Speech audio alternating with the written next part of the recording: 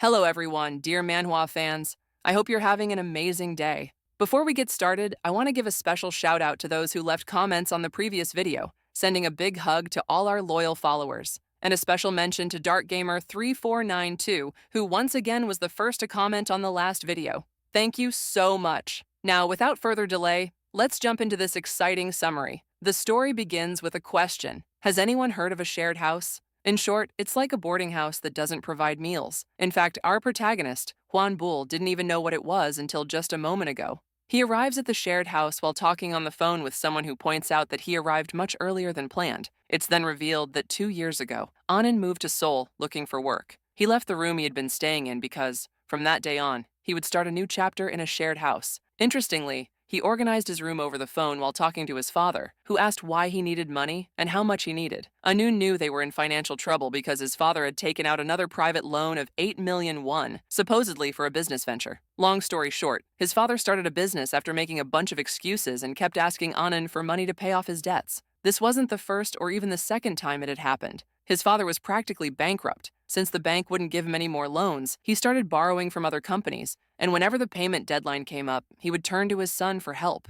It was a cycle that kept repeating itself. Anun confronted him, pointing out that he still hadn't paid back the last loan, and made it clear that he wouldn't help him anymore. He was determined to live with dignity. However, his father tried to convince him that things would be different this time because the product he was investing in was top quality. He claimed it came from his friend, Professor Wang, at the university where he worked and promised that the profits would be huge. But to Anun, everything sounded suspicious. Even if the profits increased every day, he wanted to make sure his father would actually send him the money. His father, thinking his son would lend him more, thanked him and promised to pay him back. But Han Byul was tired of cleaning up his father's messes. This would be the last time. He'd send him the money and cut off all contact until it was repaid, although he knew that would never happen. Between unexpected expenses like this and the rent for his room, Ul had to take out some loans. While searching for student housing near his workplace, he came across an ad that caught his attention. It was for a shared house just 5 minutes from the station, comfortable and at an affordable price. This brings us back to the present, where a young woman is asking our protagonist a few questions, expecting honest answers. To her, this conversation felt like an interview before moving in.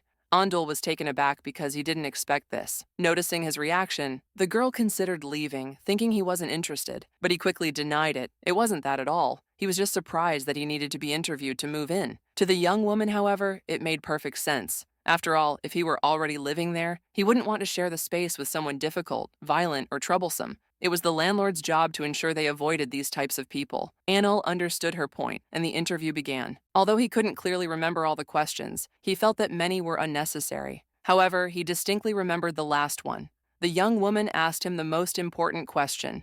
Why did he want to live in a shared house? She admitted that, to be honest, it was much easier to live alone than to share space with a stranger. Anil thought about it for a moment, but answered truthfully. He was in a tight financial situation. Although the place wasn't very spacious, the location was convenient and the rent was affordable, so it suited him well. But putting that aside, the truth was that, more than anything, he was feeling lonely. The girl was surprised, but suggested that if he was looking for company, he should join a club or visit a community center. However, that wasn't what he meant. Because of his part-time job and university schedule, he had been too busy, so he didn't have many close friends. Since his routine mostly involved going from home to work, he didn't have anyone to talk to. And when he came back after a long day, the feeling of loneliness became stronger, something the young woman could understand. With that, she had all the information she needed, so she asked when he wanted to move in. Anil regretted saying something so personal, but was surprised at how smoothly things were progressing. Either way, everything went well, and he hoped things would improve from then on.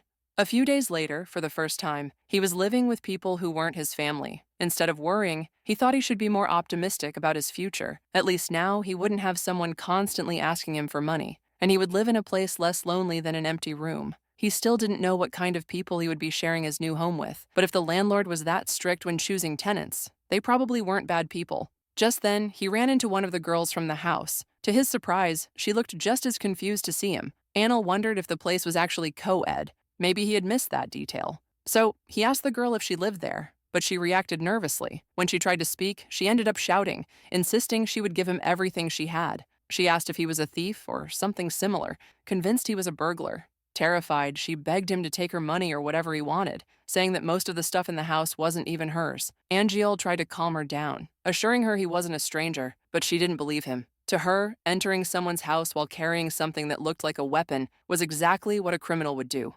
Fear overwhelmed her so much that she started crying, convinced her fate was sealed. It was then that Anil realized that the object he was holding could easily be mistaken for a sharp weapon, which explained the misunderstanding. However, the girl kept sobbing, saying she couldn't believe she would die at the hands of a madman, and that if she had known, she wouldn't have worked so hard. Seeing her in that state, Anil tried to comfort her, asking her to listen. He explained that he wasn't a criminal, but a new tenant who had just moved in that day. Even so, she didn't believe him. To her, it didn't make sense for a man to live in a house full of women. Before he could clarify the situation, he felt a kick to his face. When he turned to see who had hit him, he was met with another girl, a redhead who was as nature had brought her into the world. She told her friend to stop crying and to call the police. Noticing Anyul's stunned expression, the redhead looked to see what he was staring at and realized where his eyes were fixed. Because of that, she changed her mind and told her friend not to call the police because she would handle him right then and there. That's how Ul's first day in the house, which was supposed to be fantastic, ended with him being mistaken for a thief and attacked by a hostile girl who, as nature had made her, didn't hesitate to hit him. That's how his life began in this new home. A month after that chaotic encounter, even though the misunderstanding had been cleared up, the people he lived with weren't as unpleasant as they seemed at first, but it wasn't exactly easy to get along with them either. In the end, he decided to stop trying to be friends and simply coexist. First, there was the girl who mistook him for a thief, Jun Yoon Seo. He thought she was a university student, but he had never seen her go to school. She was always locked in her room, and the few times she did come out, she mumbled to herself as if she were possessed. Whenever he tried to talk to her, she got startled and started stuttering, which made him think she was a bit odd. Then there was the girl who kicked him, Kan Yiso. She was his age, but no matter what he said, she always responded with indifference. He couldn't tell if Yiso was just rude or if she had an attitude problem. Either way, he had no interest in becoming her friend. Lastly, there was the landlord and manager of the house, Minda Jeon, a 35-year-old woman. She apologized for the misunderstanding on the first day. Even though everything seemed to be cleared up, she hoped they would all get along, and if any issues came up, she preferred they speak to her directly to resolve them. However, Anil still didn't understand why she had been so strict during the interview, especially since the very people she seemed to want to avoid were already living there. Moreover, whenever she had the chance, Min would push him to befriend Jisoo and Yoon Seo. She was quite persistent, but he didn't know how to handle it. He had already made an effort, but wasn't interested in trying any further. In the end, he decided to ignore the landlord's wishes and simply enjoy living in an affordable place without getting involved with anyone. One day, Jisoo suddenly approached him and asked him to go out with her. Confused, he replied that he had already eaten, but she, slightly annoyed, scolded him for not listening before answering. Without further explanation, she handed him an envelope full of cash and told him she would pay him just to pretend to be her boyfriend. They both stood there in silence, staring at each other. Anil reminded her that she had attacked him as soon as he arrived at the house, and besides, he didn't even like her. But Jisoo, unfazed, told him that she knew he needed money, so she was willing to pay him 1 million won. She knew, thanks to Min, that he was living there because of the low rent and that he worked on weekends. That's why she proposed he pretend to be her boyfriend for just 1 day in exchange for the money. The offer wasn't bad after all. This left Anyul deep in thought, but before answering, he wanted to know why she needed a fake boyfriend. Jisoo, however, said it wasn't necessary for him to know. In response, he pointed out that her barging in and asking him to fake a relationship for such a large sum of money seemed suspicious. In his experience, scams always came with ridiculously good conditions. His comment offended Jisoo, but Anyun wasn't willing to accept the offer without understanding the situation. He asked her to explain or simply take her money and leave since he was busy. Surprised by his reaction, Jisoo had no choice but to tell him the truth. In short, she worked at a construction company where most of her colleagues were older men. According to her, they were incredibly rude. Ever since they found out she didn't have a boyfriend, they started acting crazy. Even the younger workers and older bachelors began to harass her little by little. To escape the situation, she hinted that she had a boyfriend. But since it was a lie, one of the women didn't believe her. Annoyed, Jisoo insisted she had a boyfriend and, without thinking, added another lie. Now, to maintain the facade, she needed Anyul's help. He asked why she didn't ask a friend, but Jisoo said it was too embarrassing. That made Anyul pause for a moment. Finally, he suggested she hire a fake dating agency since it would be cheaper and more professional. However, Jisoo felt uncomfortable with the idea. On the other hand, he thought 1 million won was way too much money for something so simple. Still, Jisoo insisted that there wouldn't be any issues as long as he helped her fix her mess. But to Ul, it felt more like a threat than a request. Tired of arguing, Jisoo asked him directly if he would do it or not. Yul refused and asked her to leave his room. Frustrated, Jisoo demanded to know what his problem was, although deep down, he felt it all came down to the money. She began to explain her plan. According to her story, she had told her coworkers that her boyfriend was a hardworking guy, so she would be picking him up after his shift. It wasn't anything complicated. They just had to meet, greet each other sweetly, and leave together. Nothing too difficult. Anil, still unconvinced, asked what else they would have to do exactly. Jisoo, assuming that Ul had agreed, took it for granted that he would accept the money. However, he thought he only needed to greet her as her boyfriend and nothing more. To his surprise, that wasn't enough for her. They were dealing with people who had been in the construction business for a long time, sharp and clever, almost like ghosts. If they wanted to fool them, they had to do it right. Jisoo explained that she had lied about having a boyfriend, and if she didn't show up with him the next day, she would be in big trouble. Seeing her worried, Anil thought it would be best for her to just drop the act. But for her, that meant facing even more problems while he did nothing, something she wasn't willing to accept. Anil understood the situation. After all, she had paid him, so they had to do it properly. With that in mind, he asked if it would be okay to kiss in front of everyone. Jisoo looked at him with suspicion and almost indignation, asking if he was crazy. But Anil insisted that it would make their act more convincing. To her, however, a kiss was too intimate, though she agreed if it was only on the cheek. At that moment, Anil remembered he had never been in a relationship before. He wondered if he could really act like her boyfriend, especially since he had no idea how to do it. However, he had once worked part-time as a wedding guest, so he decided to try what he had seen on those occasions. When he arrived at Jisoo's workplace, he walked up to her with a smile and called her love, announcing that he was there. This made her blush slightly. Nervous, Jisoo approached him, but her movements were awkward, something Ul didn't fail to notice. Despite this, he continued with the act. However, Jisoo's co-workers didn't seem convinced. Even though she claimed he was her boyfriend, Ul whispered to her to do her best since her nervousness was making her look suspicious. With no other choice, Anil went in for the kiss, but both of them realized too late that they had ended up kissing on the lips. He stood there in shock, remembering they had agreed on a cheek kiss. Meanwhile, Jisoo realized she was kissing him on the lips by accident, but they couldn't back out now, so they continued the kiss. It was enough to convince her coworkers that they were really a couple. "Ah, young love," they commented. By the time the lovebirds said their goodbyes, Jisoo's coworkers also thought it was time to head home. As they walked away, Jisoo exploded, yelling at Han Byul and asking him what he was doing. Annoyed, he blamed her for turning her head at the last moment. After all, they had agreed on a cheek kiss. In the end, the act worked. But Anil sighed and apologized, admitting she had every right to be upset. Before he could say more, Jisoo interrupted him with a "shut up." That irritated Anyul, who asked if she thought he did it on purpose. After all, she was the one who suggested it in the first place. Plus, he had already apologized, and things turned out exactly how she wanted. So what was her problem? Jisoo, still embarrassed, mumbled one word, "first."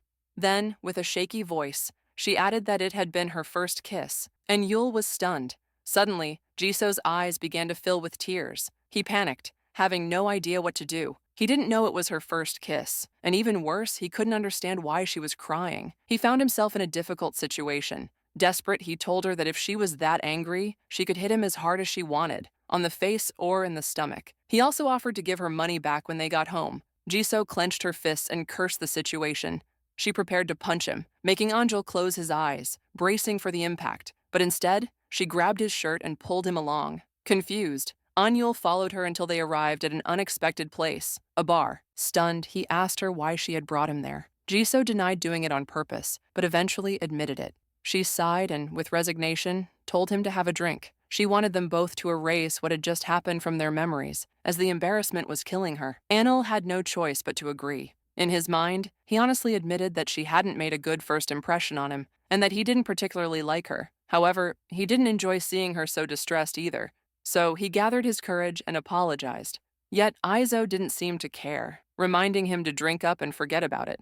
Anil didn't understand why she kept bringing it up, although he knew she was thinking about it too. She had heard his apology, and that was enough. At this, Anil let out a nervous laugh, but Jisoo also ended up apologizing. After all, they had both made mistakes. It wasn't such a serious matter for her to cry about, but she did without even realizing it. That's why she avoided doing things she had never tried before. Now she felt foolish. Anil couldn't do anything but admit that he hadn't expected that reaction. as he never imagined she would apologize. For Jisoo, everything was unexpected, but she wanted them to stop talking nonsense and continue drinking. After that, the rest of the day went on as usual. When the party started, they began complaining about their jobs and laughing at absurd things, like the fact that it was the first kiss for both of them. It was a simple, fun moment as they drank, leading in Yul to reconsider his impression of her. Maybe she wasn't as unpleasant as he first thought, especially since he felt they could grow closer. He also noticed that Jisoo had been speaking formally to him for a while, something she acknowledged, although he was doing the same, despite them being the same age. That was when Han Byul remembered why he was worried about what would happen the next morning.